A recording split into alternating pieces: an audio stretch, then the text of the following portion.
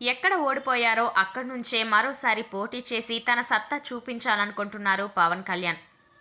ఆయన భీమవరం నుంచి అసెంబ్లీకి పోటీ చేస్తారని జోరుగా ప్రచారం జరుగుతోంది. ఈ నేపథ్యంలో రేపటి నుంచి ఉభయ గోదావరి జిల్లాలో పవన్ పర్యటనలు ఉండబోతున్నాయి.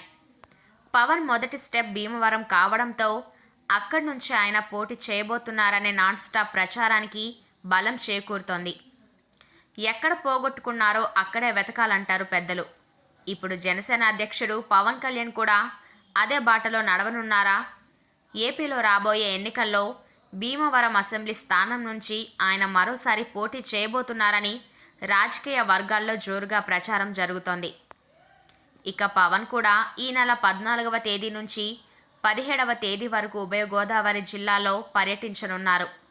మొదట భీమవరంలో, ఆ తర్వాత అమలాపురం, కాకినాడ, రాజమండ్రిలో పవన్ పర్యటన ఉంటుంది.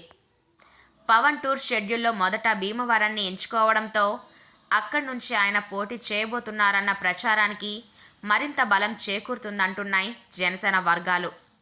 ఇక పశ్చిమ గోదావరి జిల్లా భీమవరం రాజకీయంగా చైతన్యం కలిగిన నియోజకవర్గం. గత ఎన్నికల్లో జనసేన అధినేత పవన్ కళ్యాణ్ భీమవరం నుంచి పోటీ చేశారు. పవన్ ఇక్కడి నుంచి పోటీ చేయడంతో భీమవరం ఎన్నికల యుద్ధం రాష్ట్ర ప్రజల దృష్టిని ఆకర్షించింది. వైసీపీ నుంచి పోటీ చేసిన గ్రంథి శ్రీనివాస్ పవన్పై విజయం సాధించారు. టీడీపీ అభ్యర్థి పులపర్తి రామాంజనేయులు 3వ స్థానానికి పరిమితమయ్యారు. ఈ ముగ్గురు కాపు సామాజిక వర్గానికి చెందినవారే.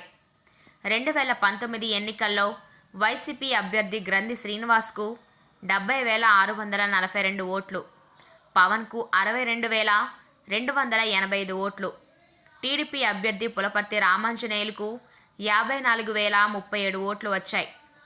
8,357 ఓట్ల తేడాతో ఓటమి చెందారు పవన్ కళ్యాణ్.